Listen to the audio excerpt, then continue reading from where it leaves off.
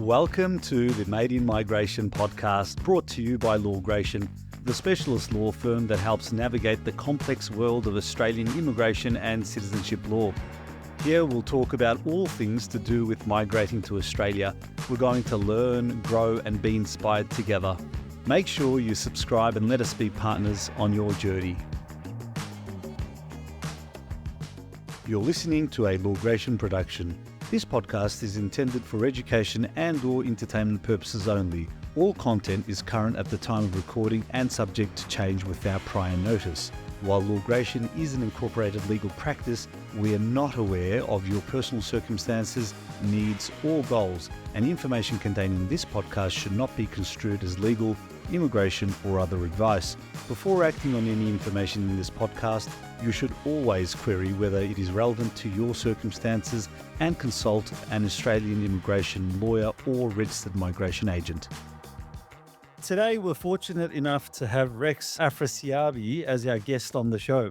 Rex is a distinguished legal professional and the founder of New Chapter Legal, a leading boutique law firm in Melbourne.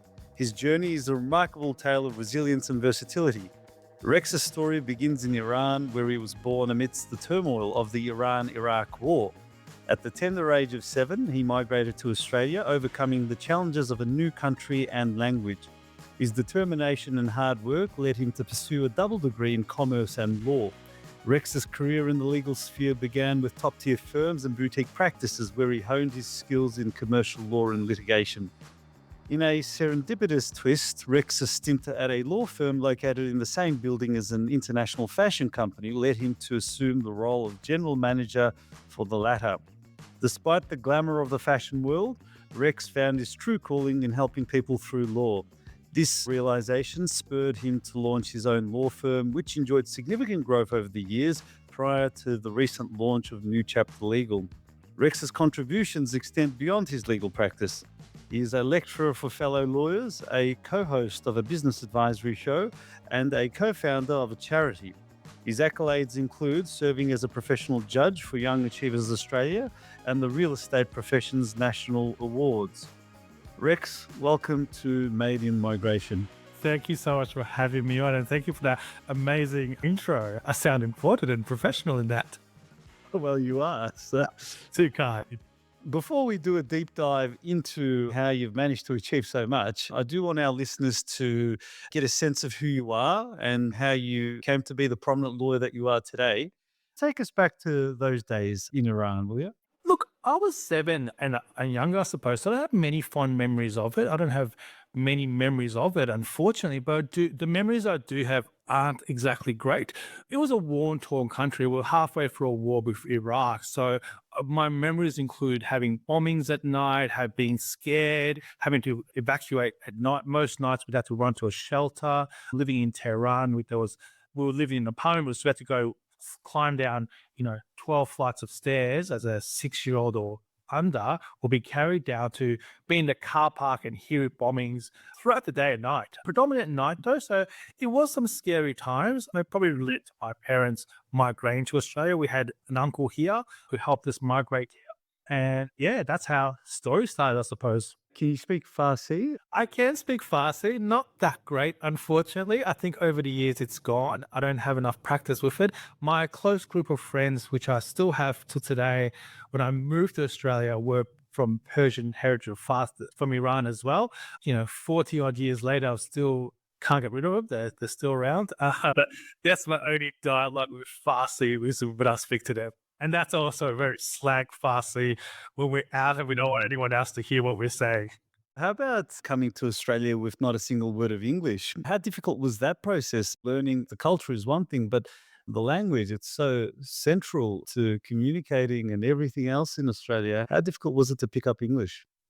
It's quite difficult coming from younger you, I suppose, is easier because you adapt quicker. But, I didn't learn to speak English properly till about 12. So I had 5 years of not quite being able to understand every word and slowly picking up along the way. My primary school, and kids are kids. So, I was initially bullied as a child. I was always a larger person in terms of my dimensions. So it didn't last long because I retaliated when I was bullied, and then people learned to stay away from me as a result of that moving forward, which was bad. But I think that process teaches you, embeds into an element of resilience and teaches you to get through any situation. And I really am fond of what I went through as a child, being from a war-torn country, being bullied, and the various stuff I've been through as a child, because I feel like I'm resilient. Whatever life throws at me now, if I can get through that back then, that it's a lot easier today, because I've got this inbuilt resilience that I don't sweat the small stuff. I just look for a solution and move forward.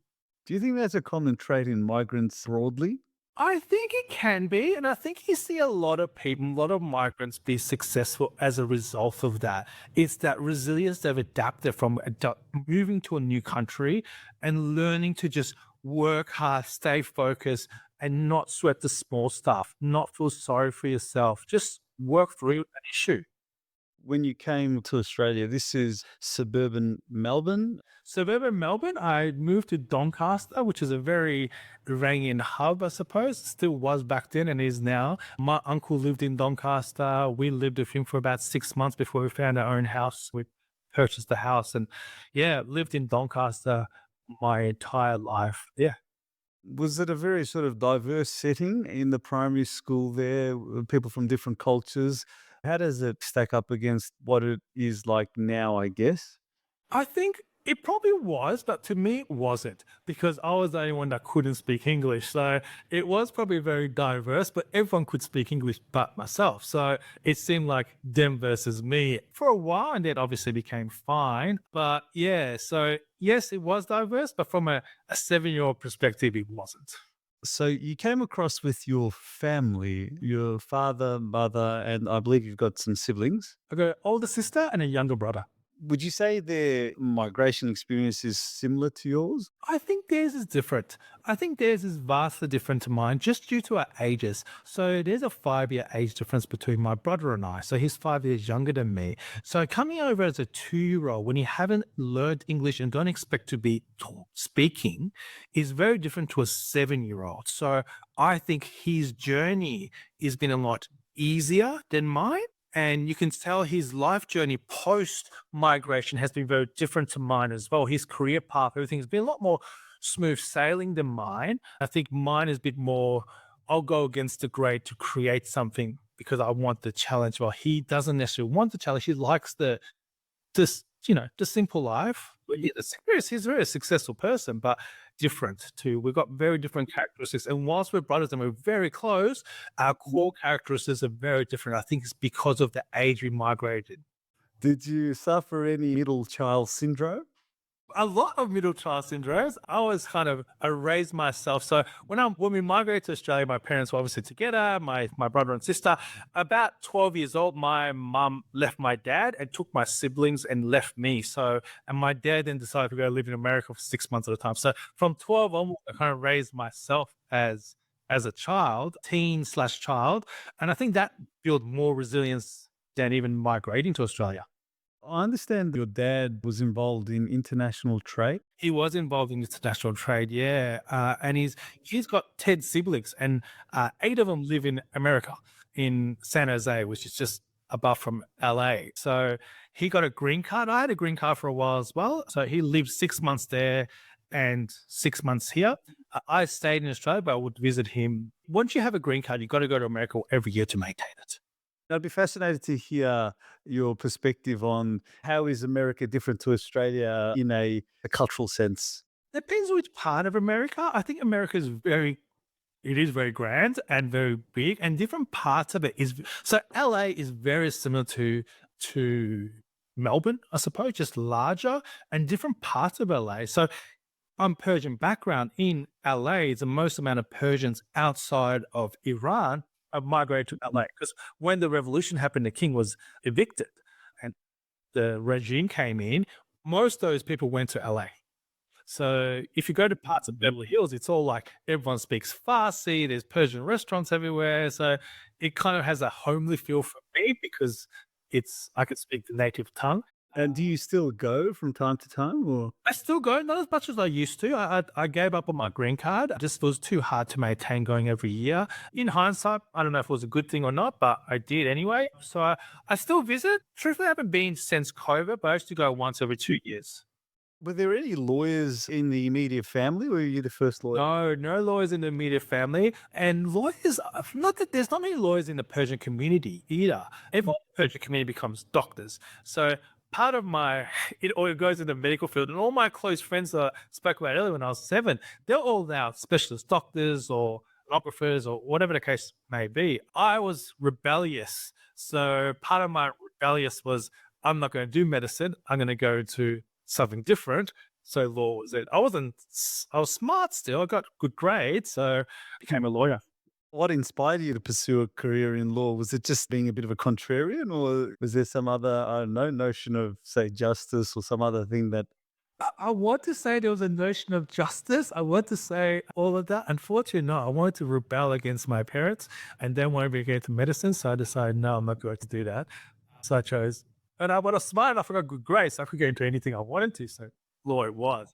How did they take it? Were they taken aback or? They were taken back there, and they're trying to persuade me to change to medicine for many years until now they're quite happy where it's all landed. So then if you're to fast forward to New Chapter Legal, how did the journey start, which has ended up where you are now in New Chapter Legal? I finished law school, got into various other firms, left the last firm I was with. It's a great firm in South Yarra. They represent 3 people in the BRW Rich 100 list. So it was really high-end work. And the principal there, we worked very closely. I like that boutique feeling because compared to when you're with a large firm, you don't get much client contact, especially as a junior lawyer.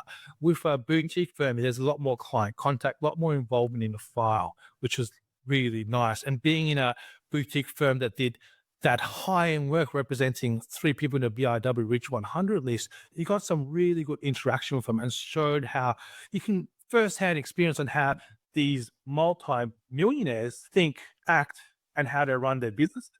That somehow, I was much younger back then. This is over 20 years ago now. I had blonde hair and green contacts. Don't judge me, but it was a look back then. So I was in my just turning 30, I suppose, or late 20s. And the same building as this law firm I was working at was a fashion company that did eyewear for all the larger Australian brands such as C. Foley, Sass and Bide, etc. So eyewear, sunglasses and opticals is never made by the fashion house. It's always licensed out to a different company and they make it in conjunction with the fashion houses. So they call Luxottica that owns all the Sunglass Huts and OPSMs, and they do all of it for Gucci and all the Italian brands effectively. So this company I joined does it for the Australian brands effectively. It was a Friday night drinks turned into a job offer, and I got an Audi TT convertible as a signing bonus. This is a good car well back then and a good pay rise as well. And it was a lot of fun, like traveling the world, going to different fashion events and the like was a lot of fun. And it's a bold move, a courageous move. You're changing from one area to another. Is that something you can do fairly or relatively easily? I feel like I like a challenge in any aspect of my life. I always do like a challenge. I go seeking challenges in my life. I don't know if it's because of my upbringing. I attribute it to my upbringing, the resilience you create or you've learned. Because in my I set myself challenges in all aspects of my life. So in my non-professional life, my personal life, I always set myself different silly challenges. So my last challenge to myself was to have a professional boxing fight. So I trained and I had 2 professional boxing fights at Melbourne Pavilion, which is a place where they have professional fights in. And that was obviously a tick. I lost the first. That's why I had a second one to win. So I won a fight and I got over that challenge. My current challenge is to try to represent Australia in the Rugby Union World Cup that comes up this year. This is a challenge I started last year. Never played rugby before, but I saw the Rugby World Cup and I go, oh, this looks fun. It's a brutal sport. I'm learning it at a very rapid rate. I made the Victorian team last year. This is for over 35s. So I'm hoping this year I can make the Australian team and travel to Argentina for the World Cup.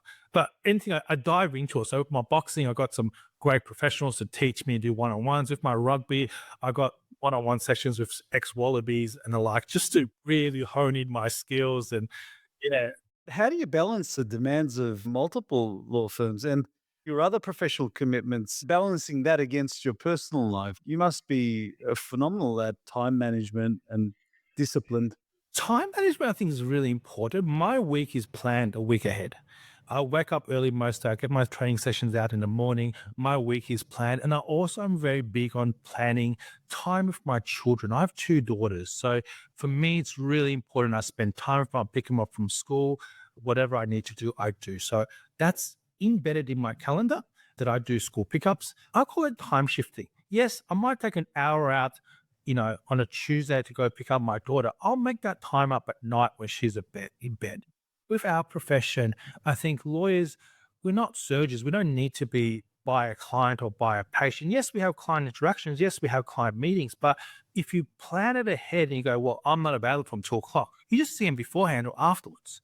You just work out around it. If it's embedded in your calendar, people don't book it. If it's a court hearing or mediation or something you need to attend, then you move your daughter around reluctantly, but you try to work around it. You were talking about New Chapter Legal, which I want to talk about a bit more. When did New Chapter Legal come about? MA Legal was my initial firm. I had that for 19 years. MA Legal, we need to grow. I've been fortunate enough I've been very selective on how I market myself as a lawyer. So I kind of fell into it. I like to say it was a great master plan. It wasn't necessarily, but I've become a lawyer for real estate agents, which is no one else is a lawyer for real estate agents. Effectively, they don't target an industry. People just target, I'm a commercial lawyer, or I'm a litigation lawyer, I'm a migration lawyer. I don't do that. I've been a lawyer for real estate agents. So I do talks for the Real Estate Institute of Victoria on a regular basis. I'm their go-to lawyer. I do keynote speaks for a number of real estate functions. Just this week, I booked one for October. I've been booked in for October to travel to Queensland to do a keynote speak on for nationally. I'm a judge for the national awards. I'm first-hand basis. If real estate's very franchise-centric, there's Ray White's, Harcourt's, Plants, whatever the case may be. All their CEOs know me by first name very well, and they got my mobile number. I work very closely with the CEOs to help all their offices. If something comes up, they can come to me, and I know how to normally fix it. Not because I'm better skilled necessarily, but because I've seen so much of it. When you see so much of one industry, the ins and outs of it, there's not much we haven't come across in the last 18 odd years. And it's from a scaling point of view of your firm, it's a lot easier to be able to delegate a sale of a rent roll, for example, which is a very unique transaction. But my team know that transaction so well because they've done so much of it. It helps when you're specialist in an industry. It really helps with your systems, processes to be able to get great results quickly, where other lawyers may not have done many sale of rent rolls, which is a common transaction in a real estate office. So the intricacies of an industry has helped us really excel.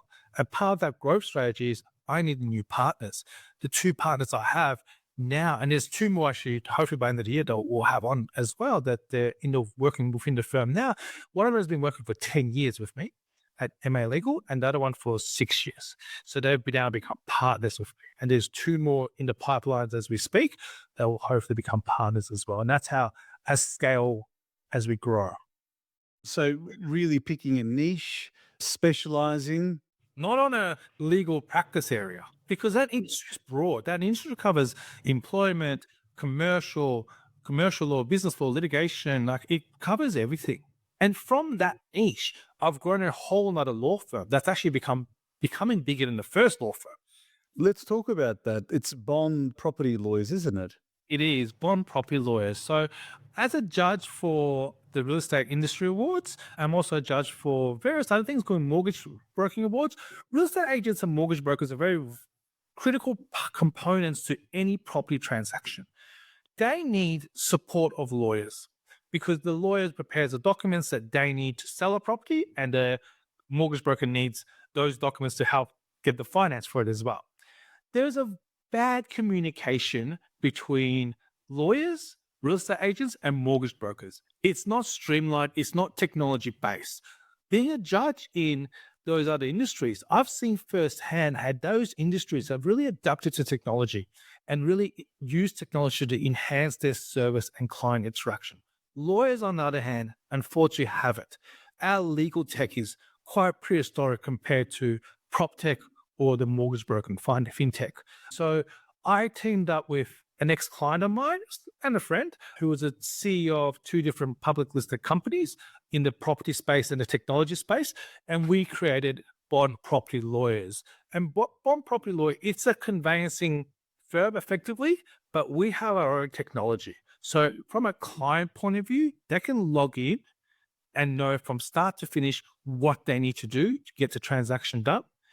Or they can call us. They don't need to use the technology. So we're technology enabled, but people first. But if they don't know how to use technology, what our technology does, not just the client interaction, it's got great communication with the key stakeholders. So the real estate agents that refer the client to us get regular updates. They don't need to chase us for something. They get live updates. They can program it to get an SMS update if something's gone wrong or SMS update. And same with the mortgage broker. Not just emails, or they can log in at any stage and see where the status of their file is live, not chasing someone.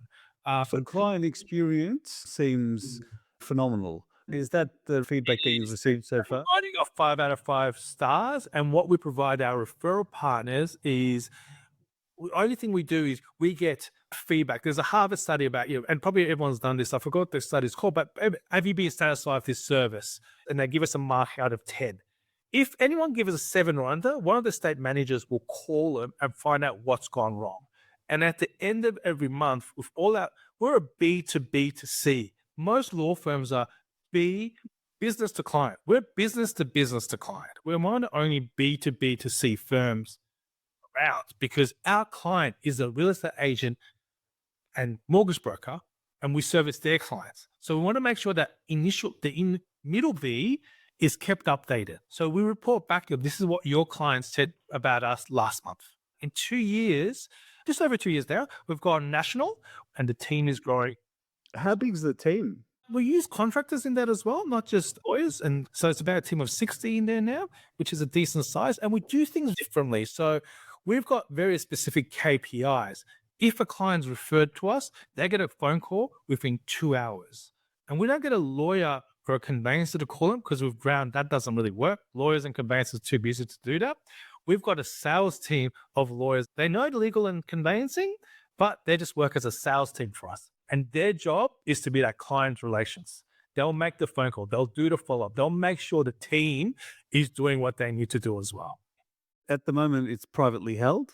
Is there any longer term plans? My business partner was a CEO of two different publicly listed companies. So his view is to get it listed. We're on the brink of making, and I can't talk about it yet because they're publicly listed themselves, the companies that are doing signing exclusive agreements with us. But once they come through, one of them has 4,000 offices. So if we can get 4,000 offices giving us one referral a month, that's 4,000 referrals a month. The numbers speak for themselves, yeah.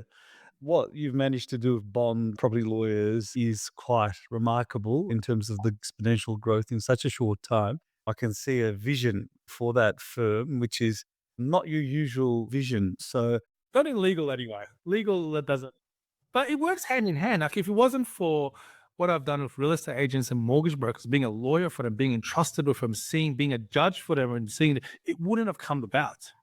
so how important then is disruption to business, do you think? Like disrupting An industry, I think quite important. If you want to get ahead, you got to look for to disrupt an industry. And that's what I've always tried to do. I haven't sat back. So even with MA Legal and New Chapter Legal, we're a lawyer for real estate agents. There's not many law firms that go look at an industry. As I said earlier, we're commercial lawyers, we're litigation lawyers, we're family lawyers, like whatever the case may be. They look at a law because that's what's always happened. We haven't. We've gone and looked at an industry to disturb how it's done. It's worked well. There's been a number of firms that have now kind of copied it after 18 years. But I got no issue with it. I'm happy to share it because I just will work harder and I'll work smarter. Competition is good. I don't believe in competition. I think collaboration. I'm happy to collaborate with anyone because there's enough work out there. plus there's first mover advantage, etc. It's a good segue to talk about the broader use of technology in the legal industry, I guess. I feel as though I'm speaking to the right person when it comes to this Don't know topic. about that. My business partner is a tech person, not me, but yes. But what's your take on AI and the provision of legal services? So, is artificial intelligence going to disrupt our industry? Should we be fearful for our jobs, or are the opportunities greater than perhaps the issues that it might cause? I think it's a great AI is brilliant. Technology can be used to streamline a lot of what we do. We've adopted it firsthand within Bond, and our tech keeps advancing. So by end of Q3, which is Q1, so Q3 now in this financial. So by end of March, our next updates are supposed to go live. We've got a tech team that works in house with us too, and that adopts AI. So what our AI is going to do is two things. One is we've got this system where a referral partner can go in and see all their clients in one login. And that goes, it's got an API that logs into their system. They're not logged into our system. They can go into their own system and see live updates. What our AI is going to do, they're going to go, John Smith, when's the settlement? It'll pull it up for it. It'll answer questions from it. It'll knows how to read the contracts. We're teaching as we speak how to read contracts and be able to do that. Another service we offer to our clients is contract reviews. So we've got complimentary contract reviews being done currently now by our lawyers, right out to all our clients and referral partners. So if your client's looking to buy something, bring it to us. We'll give them a comprehensive, no obligation, free contract, detailed contract review. What we've been doing is teaching our AI bots how to do them. So at the moment, and for the last 2 years, it's been done by lawyers. But our AI bots are learning every time there's a contract. It feeds the contract and feeds the review into it. They go, okay, that was a contract. This is what the review came out. That was a contract. This is what the review came out. And it takes one of our teams maybe an hour, maybe two to generate that. The AI can do it within 30 seconds. It's not quite right and it's still being reviewed as we speak. We'd be using it. We're testing it now. The idea is by end of March will go live, but it's getting, at the moment, probably 90% of it right. It's missing about 10%, which we try and teach it to do. And other firms aren't doing that, so they're behind. And I think the legal profession doesn't have the skill set or the desire to necessarily do that, in Australia in particular. I think worldwide it does, but maybe not in Australia. And that's where we just want to do it for ourselves. We don't want to sell the software. We've had a lot of companies say, hey, why don't you let us use your software? Like, we'd rather not.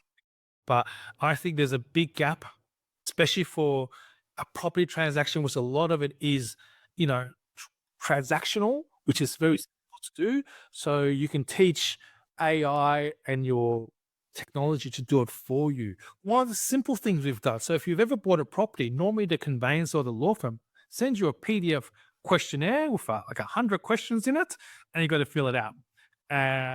We've got that online. So you go in and you don't have to, again, none of us, you have to use it online. You can call us and we'll walk you through it. Or if you want to use it online, you're a bit tech savvy, you can jump on our app or we send you a link. And it's got like, are you buying it in your personal name or a company? If you're not buying a company, you don't have to answer any of the information about companies. What's your ACN? What's the company address? Who's the shareholders? All that you don't need to answer. So the questionnaire becomes a lot easier. There's a little information box when you're filling it out. So you can click on it and gives you all the information you need to answer that question. That's simple to do. It's a real simple piece of tech. Do you think the practice management software providers, the main players in the industry, do you find them to be ahead of the eight ball here or behind the eight ball? I've spoken to a few of them that I've gone to dinners that took me out to View de Monde. Actually, it was very nice of them to try to get me to integrate into their system, and we don't want to. There's two companies that hold most of the legal tech, and they've got various subsidiaries. So they might be thinking a different company, but it goes back to two companies.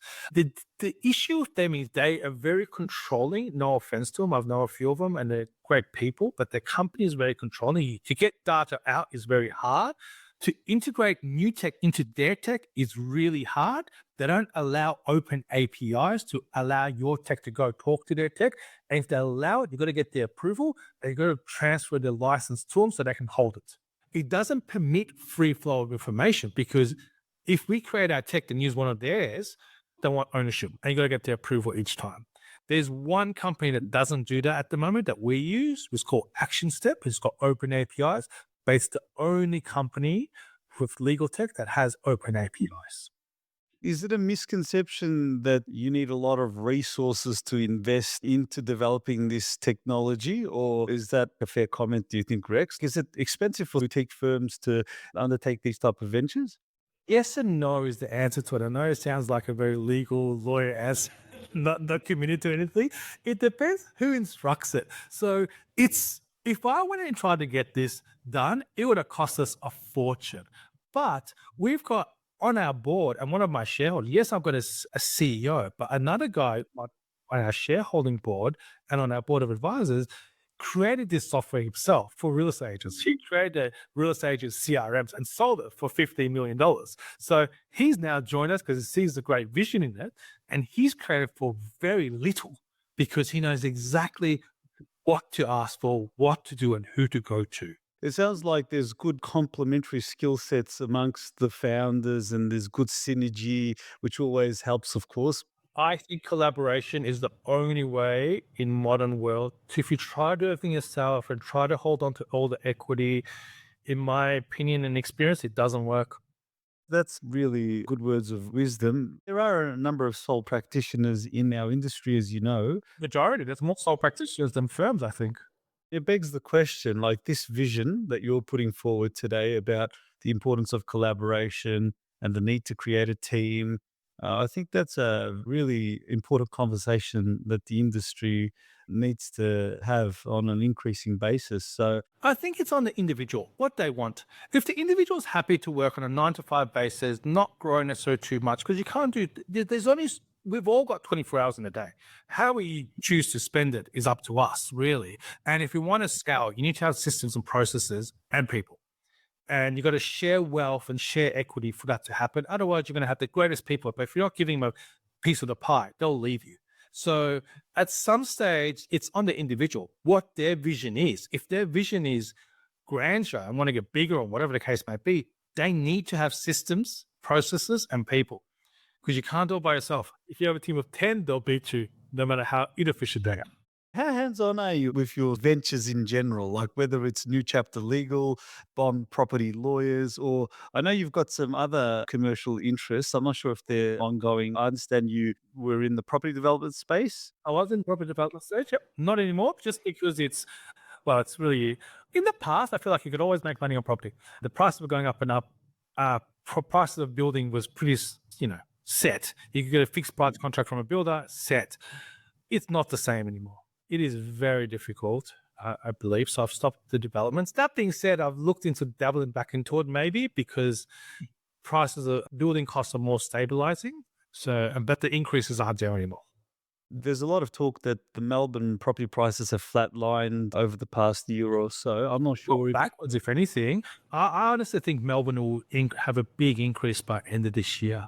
It just has to. The population is here. How does Adelaide have a bigger growth than Melbourne when we've got twice or more their population? The demand is here because you see with the rental crisis. So all these renters will have to buy. The problem with our state governments, unfortunately, is the taxes they've implemented for holding property as investment in Victoria has hindered it. So investors are leaving the state because they're getting taxed more than anywhere else. Our land tax is high, our vacancy tax, like you can't even have a holiday house in Victoria anymore because you get a vacancy tax and land tax and all these other taxes on it. It's a bit silly. Now, I do want to ask you about your role on real estate in renovators. Can you tell us a bit about that? Real Estate Renovator is a business advisory show for real estate professionals, which is a concept that I'm a judge for, obviously, the national awards. And a fellow judge and I work closely together, Peter Quiller. He was a judge based in Queensland for a national firm that does training for real estate agents, and we do legal for real estate agents. So that's how it started. It started as that. He's no longer, I've got a different co-host now who's a recruitment specialist just for real estate agents. And she's got a large office, probably largest in Victoria, just for recruitment for real estate agents herself. And we've been able to get, every CEO of every franchise group and, the biggest writers in the industry to come and share their experience on how they've made it. how they think, how they practice, how to grow, how to scale their businesses, how to recruit, different aspects to help give back to the community. I'm big on giving back to the real estate industry as a whole. Try to do my best to give back to the industry as a whole in various things that I do. I do a lot of, even this year, I've started Tuesday tips. So every Tuesday, I do a video about a tip for real estate agents to help their business from a legal and non-legal sets. For those interested in the audience, where can they find the show? The show, anywhere, any social, like podcasts, Spotify, anywhere, just called Real Estate Renovators. And yeah, we're on to season 5 now. It's been going for a number of years. A bit of longevity, season Yeah, 5. big longevity, yeah. And I must admit, the visuals from the episodes that I have watched are pretty phenomenal. It's very We get it professional. filmed properly by a proper film crew. It's a lot of people watch it rather than listen to it, we've got a good following within the real estate community. On the topic of being a judge for national awards and a board member for various organizations, what qualities do you believe make a professional individual stand out in today's commercial world? What qualities? I think being a connector. I think there's not enough connectors in the world. And I think most of the qualities I see in people that are also judges and I sit on boards and, some of the people that I associate with, the ones that do really well, they're good connectors. They don't look for what's in it for them, but if you have an issue and they know someone that can help you with that issue, they'll connect you or they'll go out of their way to assist you and help you. Not for what's in it for me. It's more to give back. I think that quality is rare and should be more of it. Like, it's nice to give back and not ask for anything. It always comes back to you. I'm a big believer in that. I'll do anything to help anyone. There's nothing more rewarding than to help someone. I truly mean that. And it always ends up coming back to you. Rex, you've played a pivotal role in both startups and established businesses. What advice would you give specifically to migrant entrepreneurs at different stages of their business journey? I think what a lot of, not just migrants, a lot of business owners don't do, they don't do a health check on their business on an annual basis. What I love to do, and I highly recommend anyone to do, is do a health check. Send me an email. I can send you some questions I do for myself. I do business mentoring as well. Last year, 2003 now, I was ranked top 5 business mentors in Australia by Forbes magazine. So I do some good stuff there too. I don't advertise that anymore because I'm at capacity. I'm not looking for clients. But what I do with my business mentees or clients that I've got in that space is similar to what I think everyone should do. And they've quadrupled and really increased their businesses, gone to new highs. It's all about rechecking what are my goals? What's my strengths in my business? What are my weaknesses in my business? What does my financials look like? Am I benchmarking my financials? So there's benchmarking tools around. No business owner, very little business owners use benchmarking tools. Benchmarking tools means if you're in this industry, you should be spending X, the industry. For example, law, you should be spending 10% on your rental or 5% on your marketing. There's industry benchmarks. You should compare your financials to the industry benchmark because I'm not spending enough on marketing.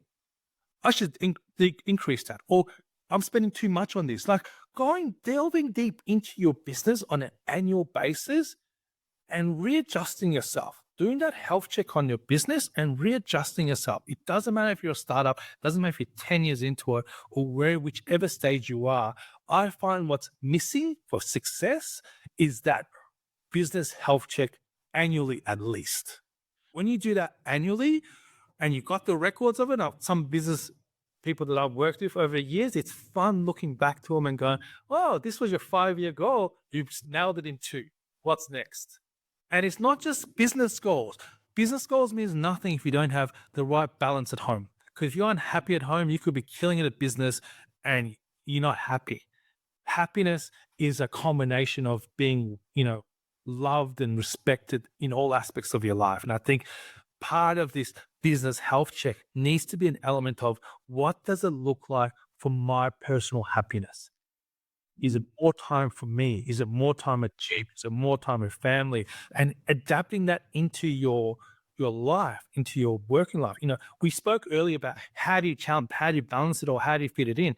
I know what I'm doing on a week-to-week basis and I know what's important to me, my gym time, my time with my daughters, and that's embedded into my calendar by plan. not just for myself, but with my business mentees. And I think, you say, what advice would I give? That's the biggest advice. And as again, anyone can email me. I'm happy to give them the questions I sent to my clients. It's quite comprehensive. When we do it, it takes them probably a week or two to gather all the information, including financial and like. And when we sit down and go over it, it's like a half-day exercise. Sometimes we have to push it out to do more because it's going through every aspect. You document that down. It's non-negotiable. You revisit that when you say you're going to. If you say I'm going to revisit it in 6 months, you revisit it in 6 months. You don't slack off. Sounds like a great resource for the takers, but you've touched on some really important things there, Rex, and you take a very holistic approach to wellness overall. I know you're big on the importance of keeping physically and mentally fit. I'm just wondering, is that the way you unwind and recharge amidst your busy schedule? 18 years ago, I put on about 15 kilograms in the first year. I felt horrible. I was doing great financially, business was doing great. Felt horrible physically, didn't have energy, couldn't do anything. Like, when you put in 15 kilograms of fat, it's not good for you in 12 months' time. And you realize quickly that this is not success. For me, it wasn't success because I didn't feel good. I didn't feel great in my own skin. So whatever else I did just didn't work. And, when you're obese, wanting to get up and doing workouts in the morning and stuff, it's the worst thing because everything's sore, everything's painful, you can't operate properly, but you just learn to salvage and make it a pleasure. Like, I think it's a Sigmund Freud, and that's something I speak to some of my clients and in terms of the business mentoring space, even some legal clients, is I think the human mind is very simple. Sigmund Freud summarized it 50 years ago. It's a pain and pleasure principle. If you ever get a chance, look up the pain and pleasure principle. I apply it to all aspects of my life. I try to get people to apply it to their life. If you can't do something, it's because you see it as painful. If you want to get up, I'll use getting up, chocolate. Tony Robbins uses chocolate, actually. It's a great example. Some of mine is Tony Robbins, actually, because he believes in it too. If you associate chocolate with pleasure, there's no way you're going to stop eating it. No matter how mentally strong you are, longevity, if you've associated that with pleasure, you will have it. The moment you change your mindset and associate that with pain, if I have that, start focusing on, it's going to make me fat, it's going to make me acne, whatever, and you change your association with it and make it not pain, not pleasure, but pain, you'll stop having it because you don't want it anymore. And if you adapt that, for me, it was like getting up in the morning. I don't want to get up. I'm very cozy in my warm bed in winter, getting up and doing a workout when my body's sore and I'm overweight. But associated with staying in bed was not pleasure anymore. It was pain. I was jumping out of bed. And the same simple principles can be said of any aspect of your life. So people procrastinate. When they don't want to do something, you procrastinate. Everyone does it. But it's a matter of your mental association with what that procrastination is. You're procrastinating because you see it as pain to do something, so you avoid it because your body will do anything to avoid pain. It was just inbuilt that way. But the moment you start associating that, procrastination is a good example of it because you procrastinate until it's too late. So it's painful to do it. So I'm going to delay. It becomes too late and you need to do it. And then that procrastination becomes too painful. Not doing it becomes painful. So you're not doing it. Because it's when that pleasure becomes pain, that's when you end up doing it. And procrastination is a great example of it because people delay until, if I don't do this, it becomes painful. I need to do it and I'll do it. I'm wondering what message you have for aspiring migrants who want to call Australia home. Australia is a phenomenal country. It provides every opportunity you can want or ever need. It has certain characteristics like every other country does. I don't think she'd ever let it get you down. She'll work through it, work harder and smarter. And, some of the little things you can do to adapt from a business owner's point of view, having, health checks to reprogramming your mind to making that pain and pleasure. Like there's little things you can adapt along the way that will get you there quicker. Rex, thank you so much for your time. Thank you for having me. Really been a pleasure. You've been listening to a Lawgration production. This podcast is intended for education and/or entertainment purposes only. All content is current at the time of recording and subject to change without prior notice. While Lawgration is an incorporated legal practice, we are not aware of your personal circumstances, needs, or goals, and information contained in this podcast should not be construed as legal, immigration, or other advice. Before acting on any information in this podcast, you should always query whether it is relevant to your circumstances and consult an Australian immigration lawyer or registered migration agent.